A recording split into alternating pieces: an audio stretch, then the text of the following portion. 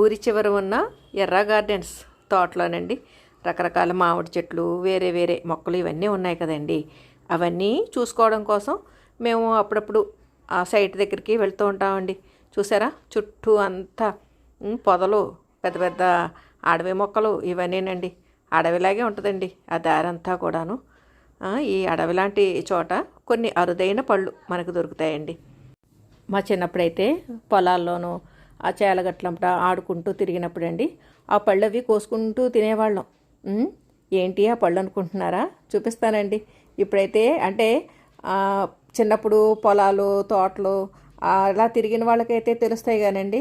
ఇప్పటి ఫాస్ట్ జనరేషన్లో ఈ కంప్యూటర్లు ఫోన్లు వీటితోటి తిరిగే పిల్లలకి ఆ పళ్ళు గురించి ఆ విశేషాలు ఏం తెలియదండి. ఇది ఒకసారి నేను ఫర్ కిడ్స్ అని పిల్లల కోసం అప్పుడప్పుడు నేను చిన్న చిన్న వీడియోస్ పెడుతుంటాను కదా, ఆ వీడియోలో షేర్ చేశాను.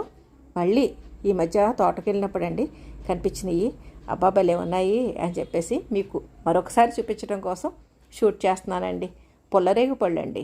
ఈ పుల్లరేగు పళ్ళు చిన్నప్పుడైతే ఆ ముళ్ళు గుచ్చుకుంటున్నా కానీ అలాగ జాగ్రత్తగా కొమ్మలు పట్టుకుని ఆ కోసుకుని అప్పటికప్పుడే తినేసేవాళ్ళం అండి.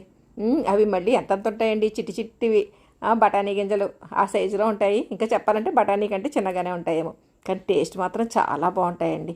ఇదిగోండి ఈ అడవిలాగే ఉంటుంది కదా, అందుకని ఈ అడవి లాంటి చోట్ల దొరుకుతాయండి మనకి ఇటువంటి పళ్ళు. మామూలుగా ఇప్పుడు మీకు వెతకాలన్నా పల్లెటూళ్ళల్లో కూడా దొరకట్లేదండి.